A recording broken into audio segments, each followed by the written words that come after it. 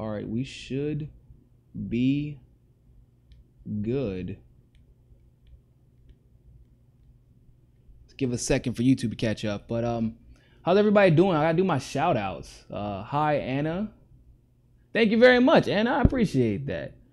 I like this shirt. This is actually one of my favorite shirts.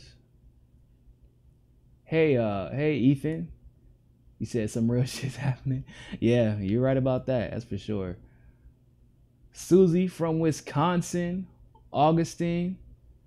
Fort Sumter, New Mexico. Oh wow, that's out there. I rarely, if ever, I don't think I've actually ever met anyone in my life personally from New Mexico. But hopefully we get to meet one day. I feel like there's almost literally no reason to be in New Mexico though. So I don't know if you'll see me there one day, but I hope one day that I can visit.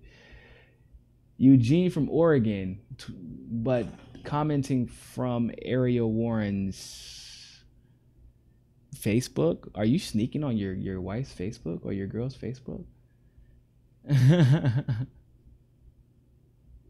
Michigan go blue. Nah, that's the wrong blue, sir. Try UNC blue, Tar Heel blue. That's the only blue. It's sky blue, that one. But Michigan's pretty cool. They're all right. How are we looking? Are we live on YouTube yet?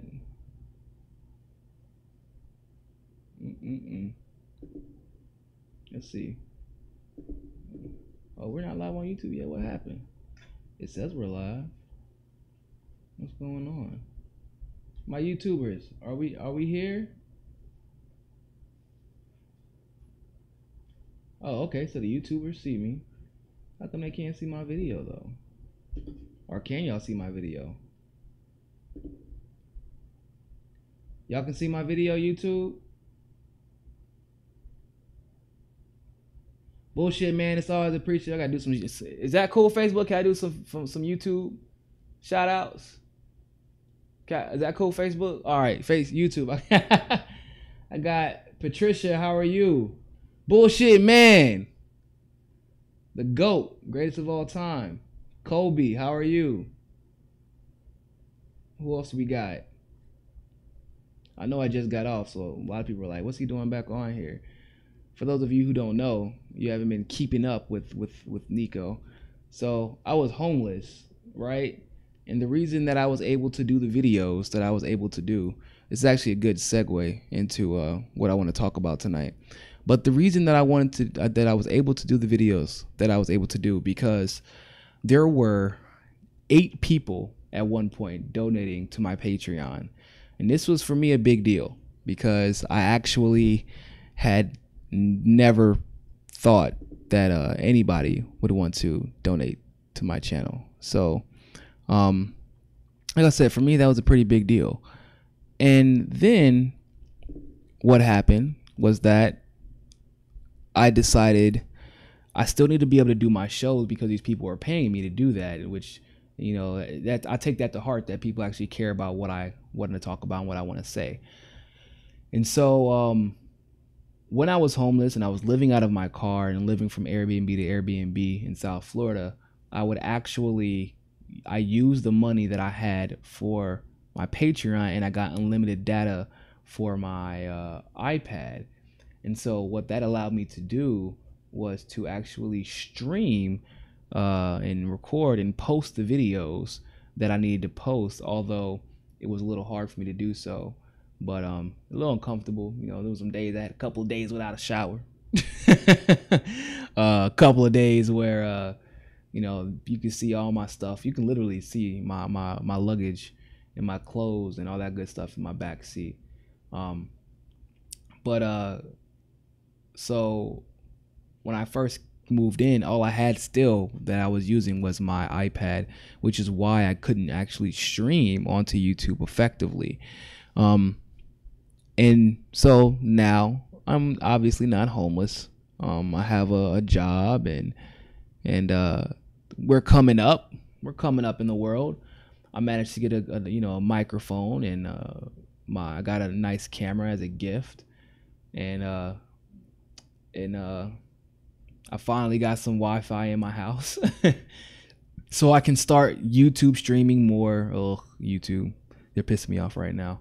But it's so I can start YouTube streaming more, also Facebook living events and things like that. And I'm just, first of all, given the situation that we're in right now with YouTube, I really have to say thank you once again for all of those who have joined my one follow $1 campaign. To those who were there from the 8 people or the 10 people who were donating $5-6 a month to listen to me talk, before all of this came into fruition, before I was on American Freedom Radio, before we had 5,000 subscribers on YouTube, close to 10 on Facebook, and 5,000 on Twitter, and we're growing and growing and growing every day. Thank you all so much. It's like I said, it's humbling. My mom doesn't really believe that you all want to listen to me. She thinks I'm lying. And she's like, Nico, nobody care what you got to say. And I'm like, Mom, people care about my opinion. Why don't you? And it just comes down to the fact that she's my mom. She don't care. But she did vote for Bernie Sanders, so there's that. That was good, right? So that's a good segue into what I wanted to talk about. As you all know, YouTube has gone nuclear. They have begun demonetizing everything. I mean, not necessarily everything. If you want to put up music or something like that, or your CNN or Fox News, those aren't issues for YouTube. They don't mind those. But if you're, Tim Black, who had 65-70% of his videos demonetized, H.A. Goodman, I'm sure, is heading down that same road, or myself. I hit 5,000 subscribers yesterday, and this is a big deal because it's hard to get YouTube subscribers. It's really, really, really hard. There are people who have been on YouTube for literally a decade who have not been able to hit 5,000 subscribers. And so, that was a big milestone for me, right? I'm thinking, wow, YouTube's about to reward me, and they're going to take care of me. And nah, they just demonetized 80% of my videos. So yeah, which is a big deal. It would be a bigger deal if I didn't have those of you all who have contributed to the one follow $1 campaign on my Patreon. It'd be a much bigger deal, but it's still a big deal because that, eventually I would like that to have been a consistent source of income to help me build my platform and build my outreach and things like that. Because usually my YouTube money does go towards my outreach. And whew, man, they killed me. They killed us. I even feel bad for some people that I don't even like on YouTube just because they got torched. Think about it. There are people out there with millions of followers, hundreds of thousands of followers, even, where they thought that their monthly income was going to be just secure and stable, the same way it has always been, and for seemingly no reason at all. They just decided to arbitrarily decide whether or not something should be monetized or demonetized. Now they're blaming they're blaming it on the bots. They're blaming it on everything else. They're blaming it on everything else except for the fact that it's control. And I think that the problem with this type of control, and although this control was clearly aimed at people like myself, people like H.A. Goodman, like Tim Black, like Hard Bastard, those who wish to tell the truth in the face of mainstream media and journalists who wish to tell lies and propagandize and use establishment tactics in the guise of progressive values. It's meant to prevent us from thriving. The problem is what they ended up doing was hitting some channels who had nothing to do with this. They hit some gaming channels, some reaction channels, people who just post creative content and who might have dropped an F-bomb every now and then. And that's where they messed up. So as you all know, I have this habit of when people piss me off and do things that they shouldn't be doing, of doing like class action lawsuits to ensure that we hold someone accountable and that those who have been unjustly treated, make sure we get some retribution for those people. So I am in the process of getting that together. I'm going to start. I'm trying to figure out what. Maybe you all can offer me suggestions on what's the best fundraising website to use. I don't know if GoFundMe will actually allow us to use their site for raising the funds for the lawsuit, because I don't think you're allowed to use GoFundMe for legal fees. However, I do think that we need to start raising money here pretty soon. It'll probably start this weekend, and we'll see what we can do after that. So in the meantime, while we are getting that situated, I would like to ask you all once again to join our One Follow $1 campaign, because obviously at this point now more than ever, it's important to support our independent journalists. My Patreon is, for the YouTubers, it's in the description, but for those of you who may not be on YouTube, it's patreon.com/mikasa. You can't really get any more simple than that. Like I said, this is something that I like to do, that I would like to eventually do full time. But you know, I mean, if I was think about this is all Tim Black does. This is all H.A. Goodman does. Even people that I'm not necessarily disagreeing with right now, you know, like Debbie Luzigman and others, this is all that they do. This is their livelihood, and they at least go out and try to tell their version of the truth without a corporate spin on it, because they believe that truth is important. And I believe if you're great at something, you're honorable, at least for the most part. And even though everybody may not agree with you, I think that we can all, even disgustingly enough, even Alex Jones works hard to bring in his conservative crazy people, and he's a hard worker. At the minimum, you can at least admit that. We have to make sure that speech and truth is protected. And currently, YouTube and Google are tag teaming to try to ensure that it's not protected. And so by the way, for YouTubers, I have Super Chat now, which I didn't even know I had until recently. I think it became available to me recently because of the amount of subscribers I have. So for those of you on Facebook who don't know what Super Chat is, essentially you can have like an emboldened chat. You can actually, it's like kind of like you donate $1 to or $2 or $3 or $5, some people do, and you actually get to tip the person you're listening to while you're listening to them live, which is actually pretty cool. Oh, somebody says on my Facebook, I messed up my heading. I probably did. I don't know. It's late. It's 10:30 here. I had to come and talk to you all. It's been so long. And I just wanted to update you on what's going on in my life. So, reveal conspiracy hoax. Oh, I said YouTube has made. Oh, Jesus. Let me see if I can edit that. You're right. I did. I butchered that. Oh, I'm looking stupid. I put YouTube has made is killing independent journalism. Y'all, it's been a long week, like I said.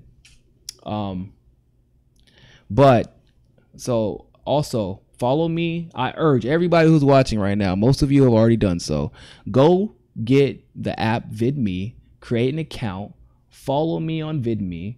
Tell your other favorite independent journalists that we need to transition out of YouTube into VidMe. It is an amazing video app. It's like very, very, very similar to YouTube, except for they don't strong arm you because of the things that you talk about. They have monetization, so they do the sponsorships. You have all the monetary abilities to earn on VidMe as you would on YouTube, and even more in some cases. So I strongly urge you all to do that. You know, it's follow, like I said, vid.me. It's in my description for those of you who are listening on YouTube. Follow us there. So new stuff, right? Let's get to the news. I'm sure y'all are tired of hearing me talk, but like I said, go to the One Follow $1 campaign. Follow me on vid.me. If you're in the super chat, drop a dollar for a holla, right? You got to pay bills too, man. Independent journalists got to pay bills too. They're killing us out here. But I do want to keep bringing you the truth. And even if, even if we all are broke and we gotta stick together, I'm gonna keep bringing the truth regardless of whether or not they're trying to stop me. But anyway, going forward, Imran Awan, man, that guy has had a rough couple of weeks, right? It sounds like the whole Awan family has had a rough couple of weeks, and it's because they have. Just today, Imran Awan and his wife were indicted on 4 accounts, bank fraud and some other stuff, but that was kind of the unimportant thing. The reason why they were indicted was because they are actually using these charges as like placeholders. They're placeholder charges, so that they can continue doing the extensive investigations into what he's done and what he's doing. These charges are being put in place specifically so that they can take his passport, so that they can stop him from leaving, so that they can freeze his assets, and things like that. So this is actually like a huge deal. Like, they're not playing with this guy. And it's even funnier because, as all of you all know, I'm sure at this point, Debbie Wasserman Schultz sat there and said, I would do it all again. You would employ a federally investigated and now a federally indicted criminal all again. Yo, something's wrong with this woman. Seriously, there's seriously something wrong with her, because it's like she doesn't even think before she says the things that she says. It's maybe she has a horrible speechwriters or horrible advisors. I don't know. But I don't like, if one of my friends goes to jail and I know he was guilty, and I got a lot of friends that probably have gone to jail, probably will go to jail at some point. Just everybody has a past, but a lot of friends from back in my old days that have gone to jail. I wouldn't be like, yeah, man, hey, I do it all again, right? I hang out with my friend who's a 3-time murderer and get him that job all again. Or it's like hiring an employee, right? You hired an employee who robbed your whole store and put a virus in your computer. And your store used to be the #1 store in the nation, but they lost to their competitor, Republicantronics or whatever. And you're like, yeah, but you know what? Hey, I would employ him all again. I would do it all again. Like, what kind of statement is that? She doesn't care. But it's okay, because Imran Awan is about to get torched. And it's funny because I'm sure you all have been seeing the articles. Imran Awan is what do they keep calling it? Right-wing conspiracy. That's what it is. Imran Awan has made millions of dollars funneled and laundered through hundreds of congressmen over 10 years, because it's all right-wing conspiracy. FEC documents, ladies and gentlemen, are right-wing conspiracy theory. Yeah, nah, it's real. Just like Hillary Clinton's email scandal was right-wing conspiracy theory, even though the emails were right there. Just like Clinton's involvement in Venezuela's right-wing conspiracy theory. It's kind of weird that the things that have factual proof are conspiracy theories, but like, for example, Russia, which we really have definitive proof that is not real. That's not conspiracy theory, though. That's not conspiracy theory. I am totally confused on what the contemporary definition of conspiracy theory means now. It's like fake news. I thought I knew what fake news, because remember, for those of you who have been keeping up with the progressive journalists thus far, fake news is a term that we actually coined, just like they gave the right wing, the right credit for the Seth Rich discussion as well. But yeah, they got a lot of credit for that. But we came up with the term fake news because they were using the fake news. Yeah, it kind of like led into Trump eventually, but like it was really started with Bernie Sanders, because the Clinton camp just kept straight up lying about things that had happened during the campaign.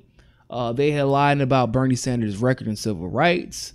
They had lied about Bernie Sanders' voting record in a lot of ways. That's where the term fake news came from. And didn't matter. They were like, yeah. So we're going to hijack that. If you notice that the Clinton camp is ahead of the curve. There are, well, not just Clinton camp, just the entire establishment camp. Hold on, I'm sharing this link because somebody asked me where the link is at.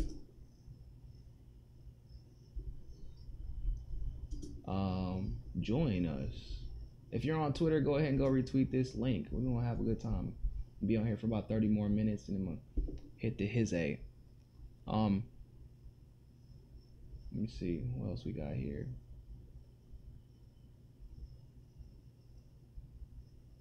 No idea what that is. Anyway, so yeah, have no earthly idea what the hell that means anymore. Conspiracy theory, fake news. Another thing they got ahead of the curve with is Russia.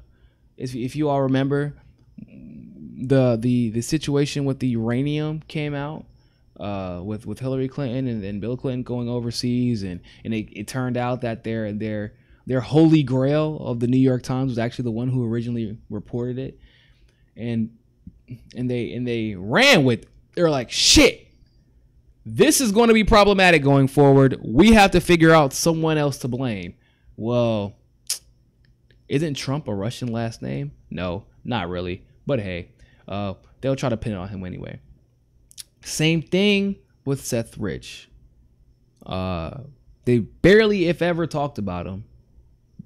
And I think the best thing that somebody said about the Seth Rich case was that what was the oh yeah, they said if Seth Rich, if they were legitimate about their sentiments towards Seth Rich, as the Democratic Party tends to be, then we should have saw something wrong whenever they didn't try to use Seth Rich to push gun legislation and gun laws and things like that. And I was like, damn, that's real, because they didn't think about that. They didn't do that. They kind of just chilled and said, hey, well, we rest in peace. He was a great guy. Like, what? That's not that's not your MO. That's not how they operate. And so, yeah, we're definitely seeing kind of like the Democratic Party and the mainstream media just in general trying to get ahead of the curve and saying, I mean, think about it. Like, they just did the same thing again with North Korea. Right? We saw that happen with North Korea. With North Korea, all of a sudden, Kim Jong-un had nuclear power. Like, wow, really? He coincidentally had nuclear power right after your Russia theory is being shredded. Right after, think about it. Nuclear, Kim Jong-un all of a sudden had nuclear capability. A week after the Rod Wheeler tape came out, a week after the Seymour Hersh tape came out, all of the sudden, Kim Jong-un was the most dangerous person on the planet. That's crazy. It's got to be coincidence, ladies and gentlemen. I refuse to believe it's anything but coincidence. Nah, I'm just kidding. They full of shit. But when you see things like that happen, you have to call it what it is. It's bullshit. And it's hard to say in a time where everything is kind of being sensationalized, and it's if you disagree with it, like for those who have said like for me, for example, I said regularly, yeah, I condemn what happened in Charlottesville. I think that there is an issue of Nazism and racism, systematic and otherwise, in this country. Racism did not die like when the Civil Rights Amendment was passed. However, racism didn't just come alive when Donald Trump became president. It's not how racism works. Racism has been here. It didn't get bolstered. Think about it. race wasn't, after the election, race toned down a lot. They tried to use the identity politics thing, and race toned down a lot, and it disappeared almost because the Russia scandal became such a big deal that racism kind of disappeared. However, after the Kim Jong-un thing failed, after the Russia thing failed, all of a sudden, well, it's obvious that it's Trump's fault that Charlottesville happened. It's got to be Trump's fault. Who else's fault could it be? You remember that time that he said, now listen, now Trump has said some racist things about Latinos. He really has. I mean, I won't say racist. I would say prejudiced, discriminatory, and stereotypical. Damn near racist. They were defamatory nonetheless. But he didn't really say that much about black people. Like, I know when someone's actions, policy-wise, could kind of unintentionally lead to or intentionally lead to racist things happening towards black people, but that's true in both the Democratic and Republican Party. That was true with both Hillary Clinton and Donald Trump. So it wasn't as if I was expecting, like, I wasn't like, yo, he's not racist towards black people, but he didn't really prop up black, like he didn't throw us out there like he did Latinos. I'm gonna put it like that. He didn't be like, they're sending their worst from Africa. He couldn't say that because God knows some of the most successful people here in this country come from Africa. But, he didn't throw us under the bus like that. And so to kind of like directly connect the Charlottesville thing to Nazism, he didn't talk about Jews. He didn't like promote Nazism. Now, like I said, this is like the KKK kind of person. Yeah, like maybe he was empowered by Trump a little bit, but like a little bit. But KKK rallies were always happening. Have y'all lived in the South? Have y'all not lived in the South? Has anybody not lived in the South? Like these were happening. KKK rallies were a thing.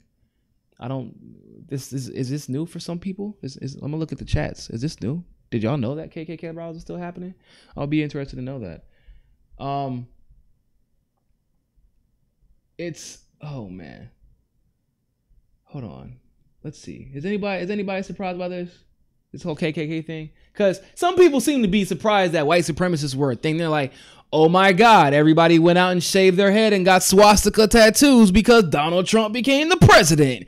I can't believe this. We have to impeach him. Like, that's not how life works. That's not how any of this works. If you all recall, there was the whole Confederate flag issue, right? You all remember that. The first time, before the statue started coming down, there was the Confederate flag issue.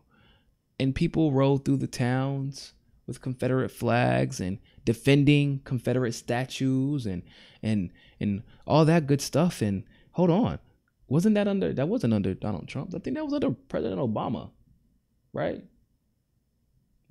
Am I mistaken? My history is pretty accurate, I think. It was under President Obama.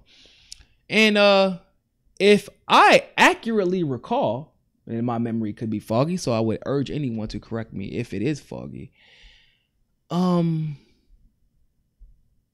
If I accurately recall, President Obama didn't come out and denounce anything that was happening during the Confederate flag situation.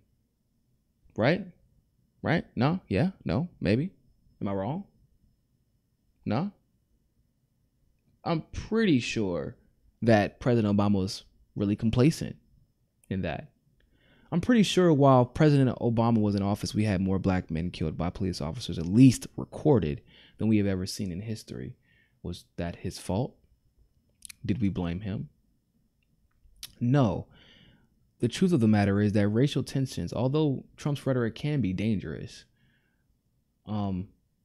weirdly enough, which is kind of surprising, I guess, the narrative became black, white, black, and Jewish. But in a narrative where they tried to blame Trump for what has happened in Charlottesville,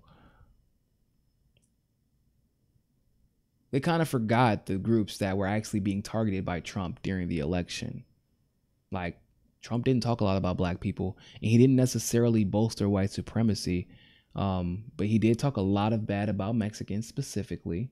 He did talk a lot of bad about Muslims and people of Muslim or Arab or Desi descent badly. And that would make sense that maybe like there was an anti-Islam rally or something like that, right? That would make a little bit more sense. You can maybe almost directly or indirectly link it to Trump in some way, form, or fashion. Maybe, and that's even reaching. But to say that Charlottesville is Trump's fault is ridiculous. He didn't start racism. Racism has been there. I don't care how he can be as racist as he wants to be. He didn't start it. He damn sure didn't initiate the drug policy that almost killed half of the people, who look like me, our population. This is problematic that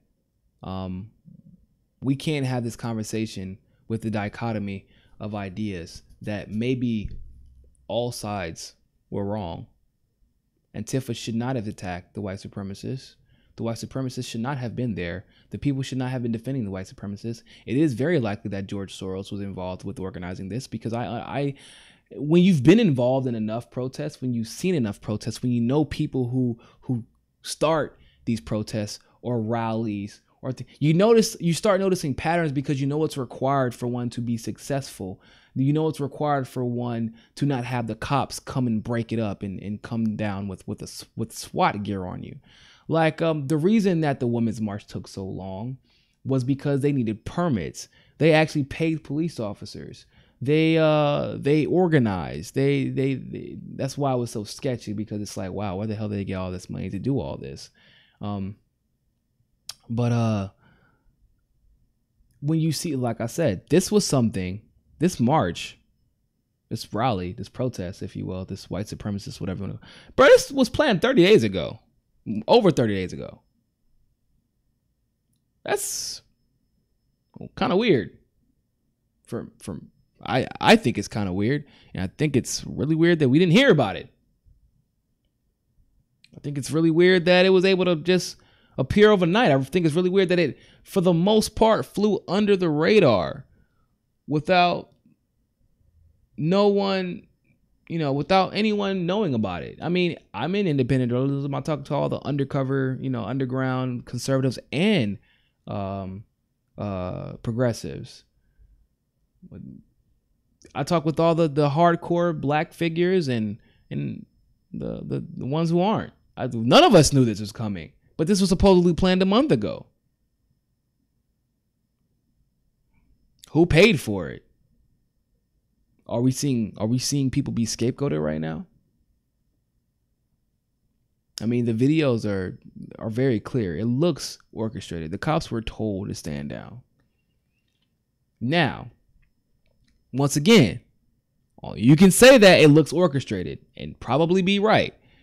Not like Alex Jones, where he's saying they're all obviously Jewish actors. Painted swastikas on him. Alex Jones out of his goddamn mind. But that does not mean that there weren't some actors, because the FBI actually came out and said that there are some infiltrators that they put into the white supremacy groups and the neo-Nazi groups that are actually that were involved in the protests. The FBI came out and said it. Actually, let me see if I can give you a direct quote on that. I think I still have it right here, and I believe we do. Give me 1 second, everybody. Yeah, so on truthpundit.com, the FBI comes out and says not only do they know that they have infiltrators who were part of the protest, but they won't even indict them. They won't even charge them with anything. FBI sources said it was unlikely an asset would be charged for stoking violence in Virginia. if, for instance, that asset had or was providing valuable information on other domestic terrorism issues or cases. In quotes, this is from the FBI source. We wouldn't do a solid informant. We wouldn't do a solid informant for this. Essentially, do him means like prosecute him or charge him. It says, so we wouldn't do a solid informant for this, one FBI insider said. The word do here pertains to indict. Federal law enforcement sources say that attitude would be different if the 2 Virginia State Police troopers who died were killed as a part of the demonstrations. The troopers perished after they lost control of the state police helicopter, which was leaving Charlottesville, according to the NTSB records. One FBI insider said the Bureau is somewhat handcuffed in an investigation like this. How the hell are you handcuffed? You find out that they hit somebody, and if they tried to hit somebody, and you prosecute their ass. There's nothing to be handcuffed about. But that's a different discussion. How can you? They said, how can you charge someone who might be linked to the FBI insider, or how can you charge someone who might be linked? The FBI insider asked, when you've been paying them for months or even longer. So that's FBI telling us they have people within that group. Now, I'm not saying that they were part of like the people who did invoke the violence. I'm not saying that. But what FBI agent is this? Is this the Comey brand of FBI agent? Right? Is this the Comey brand of FBI agent? Or is this the truth telling justice side of the FBI? Right? Because now we know that even the FBI and the CIA are split down the middle versus people who want to actually bring justice and the people who will do the work of the deep state. So there's a lot of ambiguity in this entire situation that I think that all of us could step back and maturely say, hey, maybe we don't have all the answers. And that's a good place to start, is that we don't know. It's okay to say that every now and then. It's hard to admit it, because you want to just kind of viscerally react to white supremacy. Trust me, as a black person, that's the first thing I want to do. I've been beaten by cops. I've seen, when I see what the cops did in Ferguson, when I see what they did during peaceful protests in Baltimore, they walked out with the tanks out in Baltimore. Peaceful protests. They walked out with the tanks out with the SWAT team out in New York during peaceful protests, saying, hey, we just don't want to see people die. Is that too much to ask for? Yeah, no, too much to ask for. All right. So white supremacists can gather saying, we want to see everyone who doesn't look like us die. Oh, okay, so you're going to stand down. Okay, so imagine how I feel as a black man, when I see something like that. I think that even though everything was orchestrated, I don't believe necessarily, not yet, but I'm always open to more evidence, that the person that killed that woman was like some paid off Soros guy. I think that eventually you have a mixture of orchestrated violence, and the orchestrated violence leads to actual and real violence. The 2 cops who passed away as a result of the helicopter crash, probably paying attention to the riot because of the violence that started, that may have been orchestrated from the very beginning, but things that it led to were not orchestrated.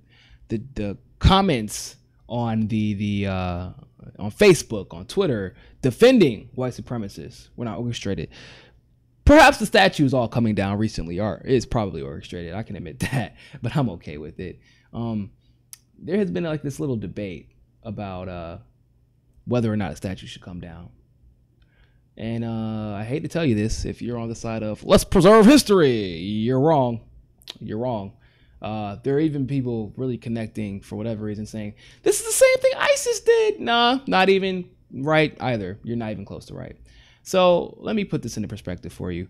You have to understand, people who are tearing down these statues, mostly in the South, they're not asking for history to be erased. What they're asking for is, let's not celebrate the ugly history that is still systematically and institutionally affecting many people in this country, including people like myself.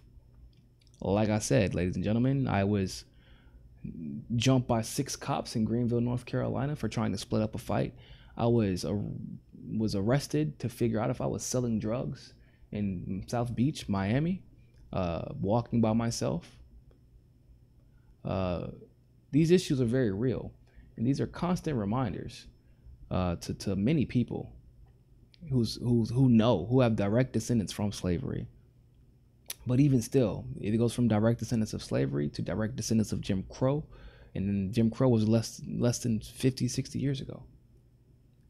What we need to be doing, instead of tearing them down per se, we can remove those statues and then put them in a museum and then provide the correct context for what we're seeing, for what those statues mean, what they meant then versus what they mean now. Versus, kind of like what we are to learn from that era in history. I don't think that progressives have gotten on this such an anti-establishment, anti-reactionary thing that progressives, by and large, become reactionary as well. Even to things that progressives tend to do. We all get caught up in our ways, but they keep saying we shouldn't tear that down because that's what ISIS. So here's a huge difference. ISIS invades countries or invades areas or regions and then purposely tries to erase history of those regions because they are trying to change their way of life. They're trying to incite fear in the people and control. And in the way to exert control is by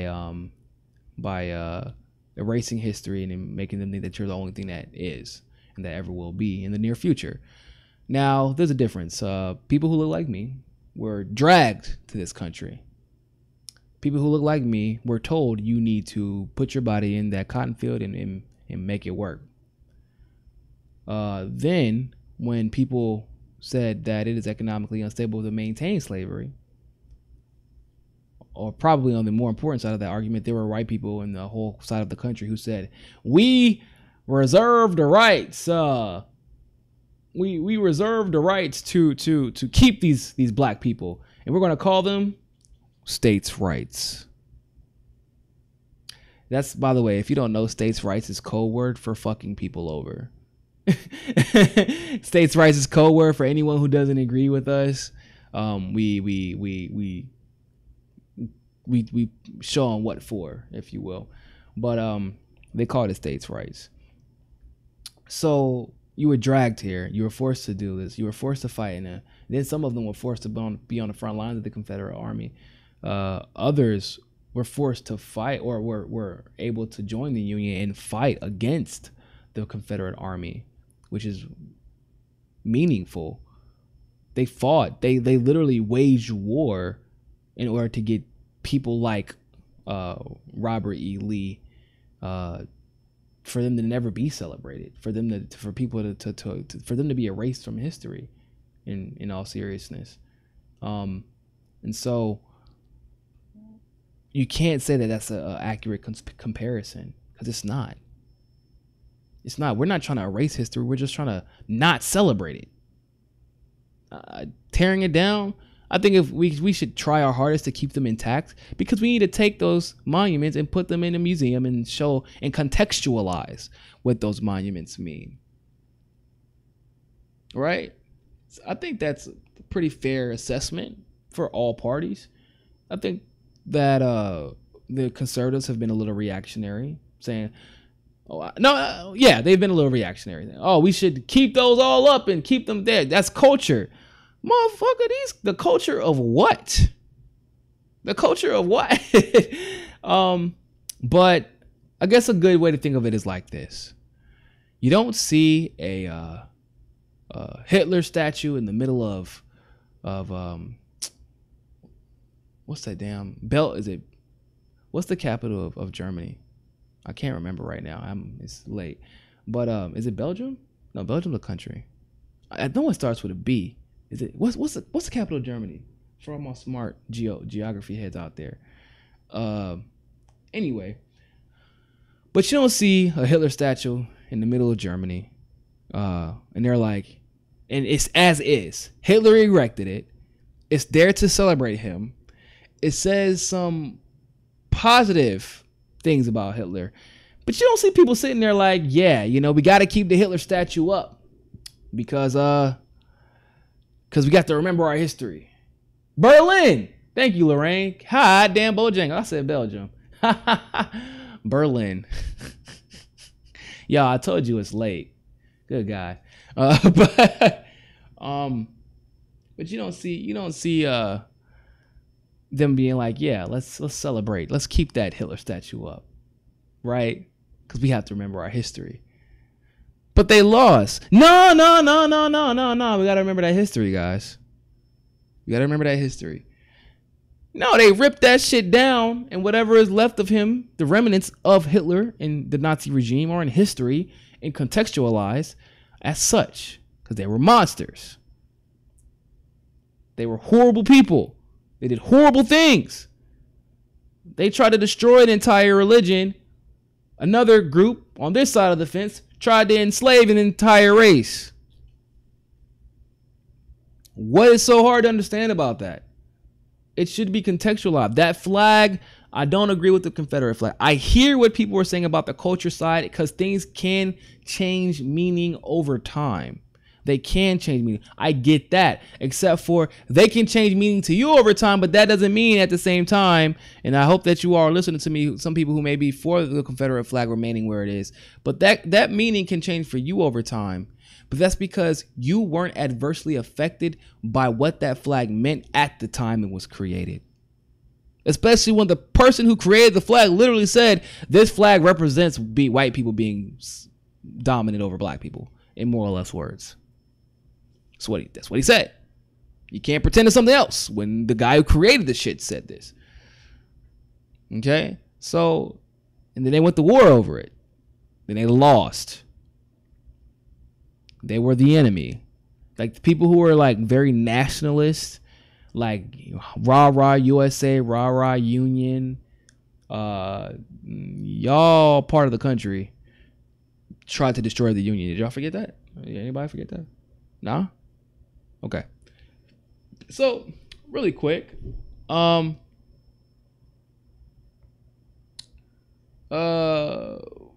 we saw Julian Assange met with one of the Congress people today, and it says, my kitten is trying to get through my window, everybody. No, seriously, for those of you on YouTube who don't follow me on Facebook, I had a litter of cats few weeks back now, and they've grown very fond of me, even though I tried my hardest not to get attached, and I'm failing miserably. But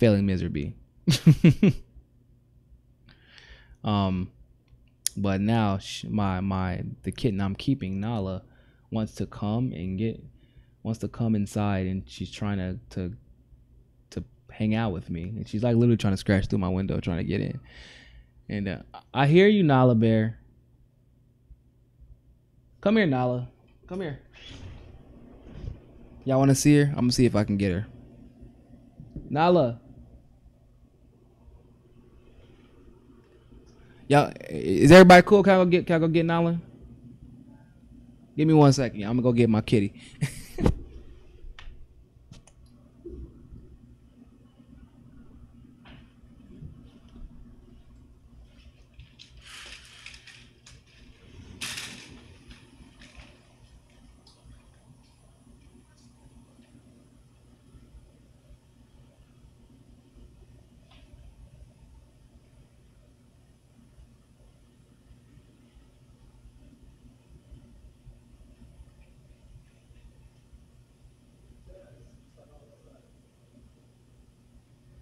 Hold on, y'all. I'm back.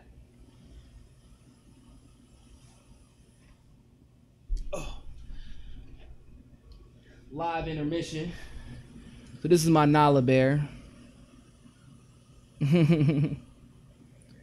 She's the sweetest. Look at her. YouTube. Look at the baby. She's so precious.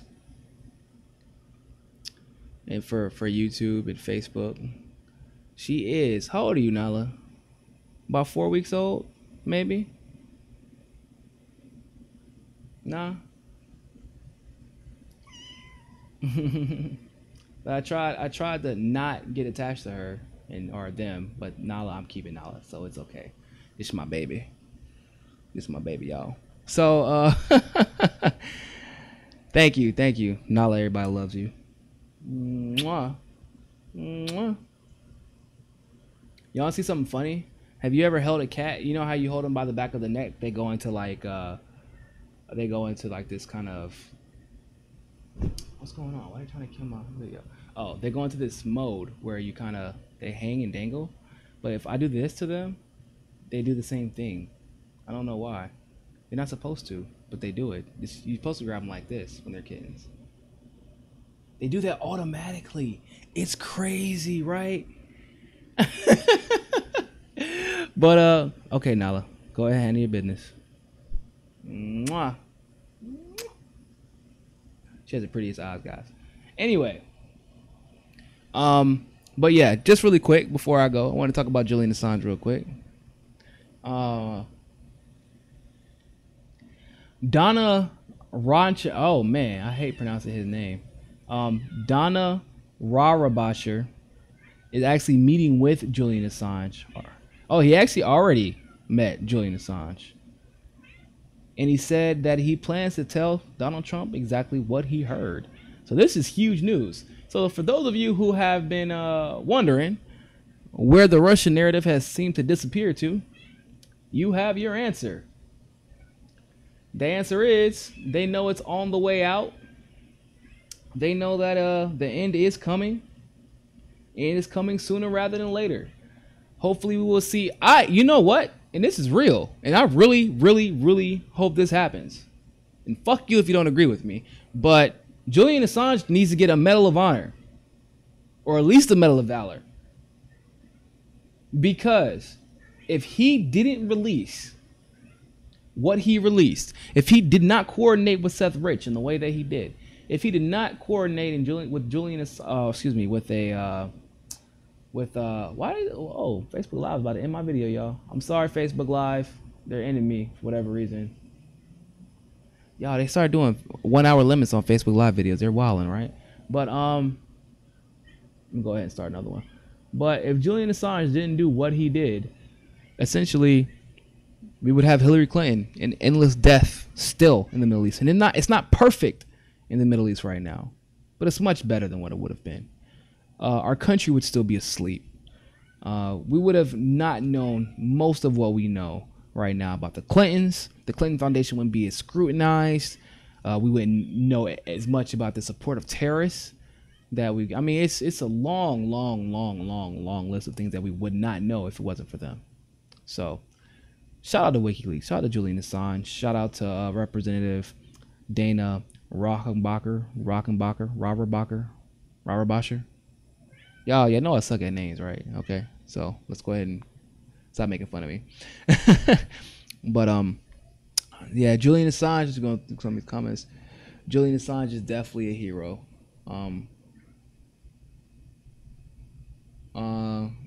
I don't know what he has to pardon. Julian Assange actually didn't do anything wrong. The United Nations have already found that he didn't do anything wrong. Of course, Dan never would forget Seth Rich. Never would forget Seth Rich. I'm seeing all the comments about Nala. Don't worry, you all will be seeing a lot of different stuff about Nala. Thank you all for the corrections about Berlin. I appreciate that, because boy, I had a brain fart for real. Thank you all so much. I'm gonna go ahead and get going. It's been an absolute pleasure. I will be definitely doing way more live streams now via YouTube, just because I have a good time talking to you all. Anyway, so yeah, I will be seeing you all very, very soon. Probably tomorrow, right? There's always some crazy stuff going down. So see you then, and always remember, find your balance. Peace.